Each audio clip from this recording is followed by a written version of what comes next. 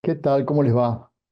Bueno, y sin duda la noticia sigue siendo el trigo y lo que pasa en Rusia, que es lo que está motivando las fuertes subas de precio, que se dan tanto en el ámbito internacional como, por supuesto, en el mercado local y que sin duda han cambiado la ecuación para el trigo.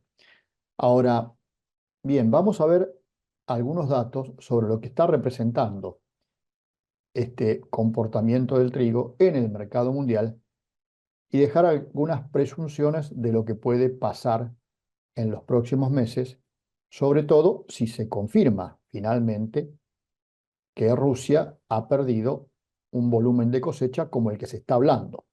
De hecho, por estas horas hubo un funcionario importante del gobierno ruso que anticipó que se podría declarar la emergencia o el desastre por las pérdidas en la cosecha, pérdidas que tienen que ver con seca y con heladas. Vamos a ver algunos datos. El primero de ellos, ahí Tuchito y Leandro lo van a poner en pantalla, es el comportamiento de los precios, ¿no? El primer gráfico que están viendo es el precio en el mercado de Chicago y yo les marqué con dos flechas dos momentos de los últimos tiempos. Uno es la invasión de Rusia a Ucrania, que es lo que ven allí en el 2022, con precios del trigo que en el mercado de Chicago alcanzaron los $400 la tonelada y que tuvo que ver con que se suponía, en un principio, que tanto Rusia como Ucrania se iban a ver afectados en su aprovisionamiento de trigo hacia el mundo, precisamente porque entraban en guerra. Finalmente esto no pasó, pasó todo lo contrario, porque Rusia y Ucrania salieron a vender su trigo de manera muy agresiva al mercado internacional. Y hacia el final del gráfico ven la recuperación de estas últimas semanas en el mercado del trigo en Chicago como consecuencia precisamente de las pérdidas en Rusia o de las posibles pérdidas en Rusia. En el momento de la invasión, el trigo llegó a $400, hoy lo estamos viendo en el orden de los $260 en el mercado de Chicago. Tengamos en cuenta lo que estamos viendo en esta otra placa, que es cómo participa Rusia en el comercio mundial de trigo, en donde hoy es claramente el principal actor como exportador. Después está la Unión Europea, pero consideramos que la Unión Europea exporta mucho intra-Unión Europea, es decir, entre los países que forman la Unión Europea, después Canadá, Australia, Estados Unidos, Ucrania, la Argentina, Kazajstán, Turquía, y aparece hasta Brasil exportando algo de trigo. Como ustedes saben, Brasil exporta sobre todo trigo de mala calidad para forraje. Pero ahí está Rusia, que venía exportando más de 50 millones de toneladas al mercado mundial y se preveía que en este 24-25 también exportara más de 50 millones de toneladas. Decíamos, Rusia ingresó al mercado mundial después, junto con Ucrania, de la invasión a Ucrania precisamente, y pasó con los precios del trigo esto que están viendo, son los precios de exportación. Estos son los de principios de este mes de mayo.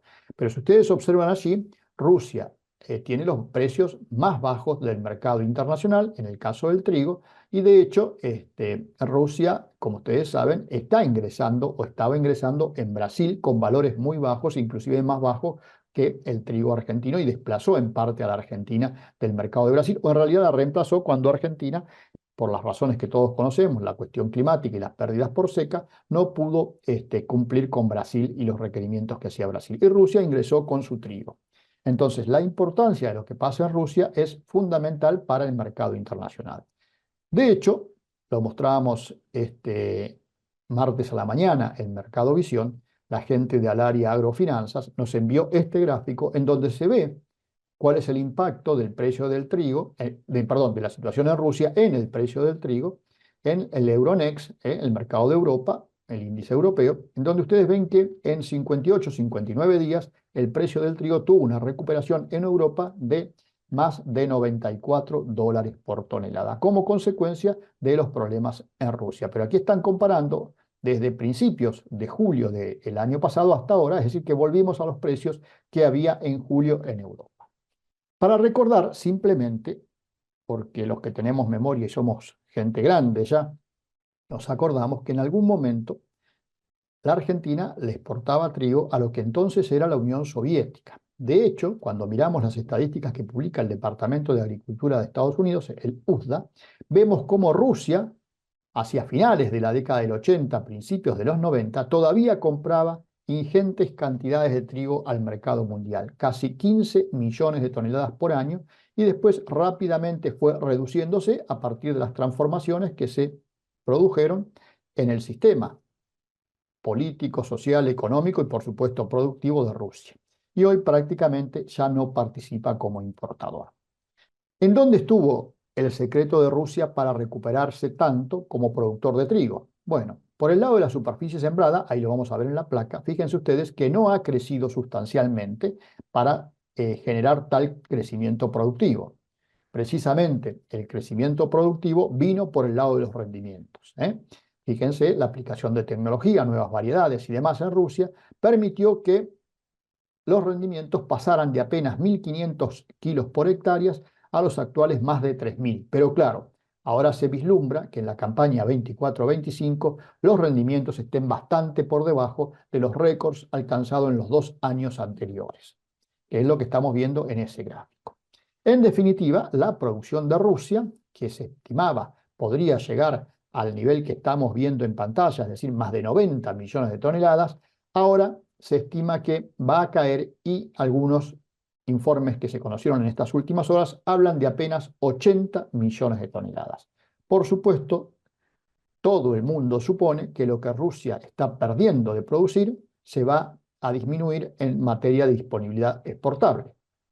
No obstante, miremos que el consumo de Rusia está en un leve decrecimiento, ahí lo vemos en la placa.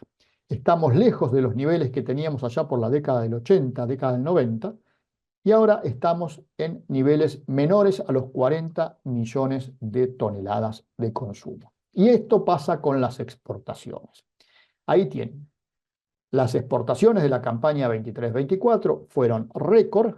Las campañas 23-24, según los últimos datos del USDA, se exportaron más de 53,5 millones de toneladas, exportó Rusia, mientras que para la campaña 24-25, la última estimación que publicó el USDA ubica las exportaciones en 52 millones de toneladas. Sin embargo, en base a las pérdidas de cosecha, la barra roja, ahora se habla de menos de 45 millones de toneladas que Rusia dispondría para exportar. De todas maneras, y más allá de este fenómeno de Rusia, lo que tenemos que no perder de vista es la situación de oferta y demanda mundial. Si bien es cierto que Rusia va a perder esos 7, 8, 10 millones de toneladas probablemente de cosecha, según los datos que se conocen hasta hoy, y veremos qué dicen las propias fuentes en las próximas semanas, la realidad es que ya veníamos con una situación de oferta y demanda mundial de trigo un poquito más ajustada de la que podemos ver para maíz y para soja, como consecuencia de que se preveía que sin esta disminución que ahora se está previendo en Rusia, ya la cosecha mundial de trigo iba a estar por debajo de la demanda por tercer año consecutivo, o por cuarto año consecutivo en realidad. Veíamos un consumo mayor del trigo que lo que se produce. Y con esto se estaba registrando una nueva disminución de los stocks.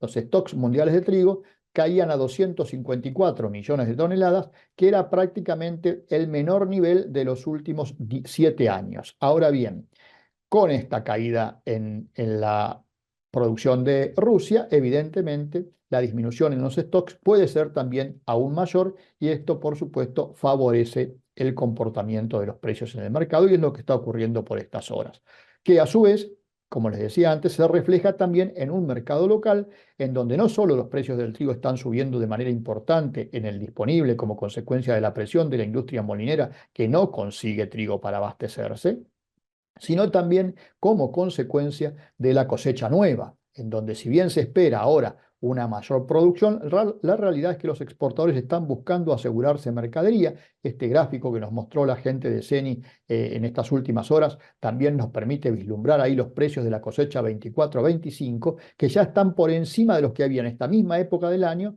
para la cosecha 23-24. Tenemos un trigo que supera los $250 por tonelada para la nueva cosecha, es un valor más que interesante.